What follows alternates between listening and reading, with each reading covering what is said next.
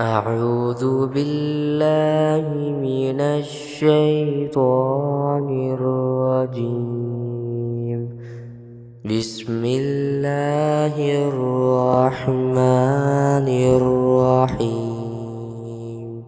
قل لا أجد فيما أوحي إلي محرما على طاعم يطعمه إلا أن يكون ميتة أو دما مسفوحا أو لحم خنزير فإنه رجس أو فسقا أهل لغير الله به فمن اضطر غير باغ ولا عاد فإن ربك غفور رحیم۔ اے پیغمبر، ان سے کہو کہ جو وحی مجھ پر نازل کی گئی ہے اس میں تو میں کوئی ایسی چیز نہیں پاتا جس کا کھانا کسی کھانے والے کے لیے حرام ہو، الا یہ کہ وہ مردار ہو یا بہتا ہوا خون ہو یا سور کا گوشت ہو، کیونکہ وہ ناپاک ہے، یا جو ایسا گناہ کا جانور ہو جس پر اللہ کے سوا کسی اور کا نام پکارا گیا ہو۔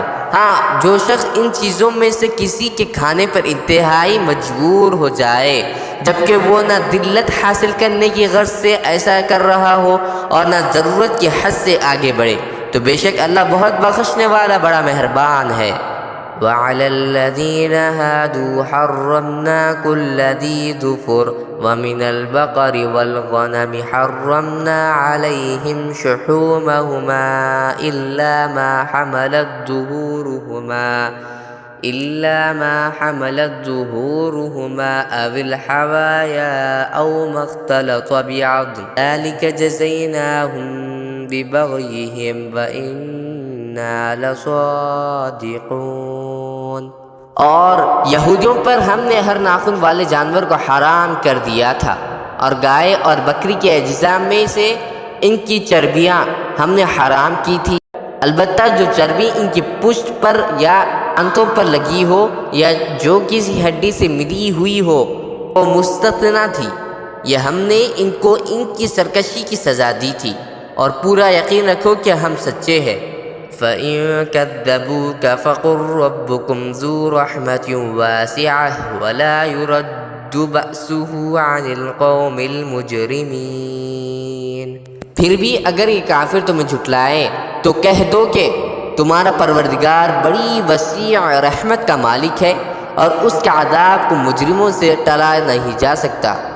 سَيَقُولُ الَّذِينَ أَشْرَكُوا لَوْ شَاءَ اللَّهُ مَا أَشْرَكْنَا وَلَا آبَاؤُنَا وَلَا حَرَّمْنَا مِن شَيْءٍ كَذَلِكَ كَذَّبَ الَّذِينَ مِن قَبْلِهِمْ حَتَّى ذَاقُوا بَأْسَنَا قُلْ هَلْ عِندَكُم مِّنْ عِلْمٍ فَتُخْرِجُوهُ لَنَا إِن تَتَّبِعُونَ إِلَّا الظَّنَّ وَإِنْ أَنتُمْ إِلَّا تَخْرُصُونَ۔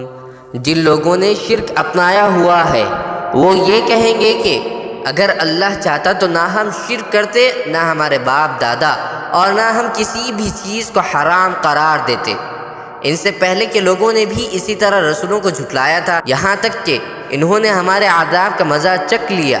تم ان سے کہو کہ کیا تمہارے پاس کوئی علم ہے جو ہمارے سامنے نکال کر پیش کر سکو؟ تم تو جس چیز کے پیچھے چل رہے ہو وہ گمان کے سوا کچھ نہیں، اور تمہارا کام اس کے سوا کچھ نہیں کہ وہمی اندازے لگاتے رہو۔ قُلْ فَلِلَّهِ الْحُجَّةُ الْبَالِغَةُ فَلَوْ شَاءَ لَهَدَاكُمْ أَجْمَعِينَ۔ اے پیغمبر، ان سے کہو کہ ایسی دلیل تو اللہ ہی کی ہے جو دلوں تک پہنچنے والی ہو، چنانچہ اگر وہ چاہتا تو تم سب کو زبردستی ہدایت پر لے آتا۔ قُلْ هَلُمَّ شُهَدَاءَكُمُ الَّذِينَ يَشْهَدُونَ أَنَّ اللَّهَ حَرَّمَ هَٰذَا فَإِن شَهِدُوا فَلَا تَشْهَدْ مَعَهُمْ وَلَا تَتَّبِعْ أَهْوَاءَ الَّذِينَ كَذَّبُوا بِآيَاتِنَا وَالَّذِينَ لَا يُؤْمِنُونَ بِالْآخِرَةِ وَهُمْ بِرَبِّهِمْ يَعْدِلُونَ۔ ان سے کہو کہ اپنے وہ گواہ ذرا سامنے لاؤ جو یہ گواہی دیں کہ اللہ نے ان چیزوں کو حرام قرار دیا ہے، پھر اگر یہ خود گواہی دے بھی دے تو تم ان کے ساتھ گواہی میں شریک نہ ہونا، اور ان لوگوں کی خواہشات کے پیچھے نہ چلنا جنہوں نے ہماری آیتوں کو جھٹلایا ہے، جو آخرت پر ایمان نہیں رکھتے اور جو دوسروں کو خدائی میں اپنے پروردگار کے برابر مانتے ہیں۔